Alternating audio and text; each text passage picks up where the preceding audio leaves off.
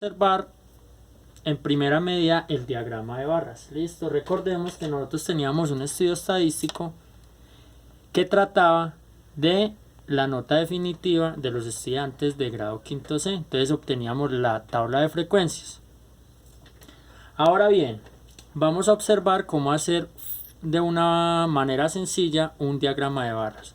Lo primero que debemos de hacer es dibujar dos ejes. El eje X, el cual va a ser horizontal, y el eje Y, el cual va a ser vertical. El eje X es el que va a contener las clases de la variable, es decir, bajo, básico, alto y superior. Mientras que el eje Y va a corresponder a la frecuencia de cada una de las clases de la variable. Se recomienda tener en cuenta lo siguiente, y es que el eje Y llevarlo hasta la mayor frecuencia que encontremos en nuestra tabla. De este modo nos queda los ejes de la siguiente forma.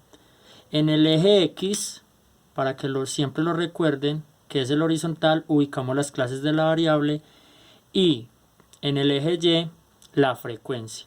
Entonces, vamos a observar lo que debemos de hacer al momento de colocar ya la barra en sí.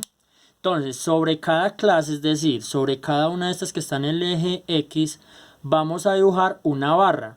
Pero ¿hasta dónde la dibujamos? Hasta el número que nos indique su respectiva frecuencia. Observemos. Nota definitiva abajo. ¿Cuál es la frecuencia? 3. Entonces nos vamos a la clase que es bajo, ¿cierto? A la clase variable que es bajo, y vamos a subir hasta 3. Es decir, que nos llegue más o menos hasta acá. Entonces podemos llegar acá a hacer un punto y hasta allí debemos de subir la barra. En este caso no nos vamos a complicar con qué tan ancha la barra. Vamos a hacerla de un ancho considerable, digámoslo de esta forma, ¿sí? Entonces lo subimos hasta acá. Y de la misma forma hacemos con las demás.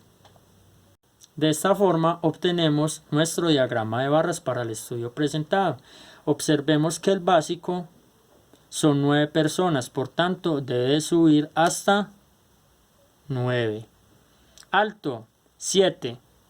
Observamos que subió hasta 7 la barra, y de superior 1. Podemos también colocar a nuestro gráfico estadístico el respectivo rótulo para cada uno de los ejes. Entonces, como acá tenemos en el eje X la nota definitiva, entonces podemos rotularlo como nota definitiva. ¿Cómo se llamaría el eje Y?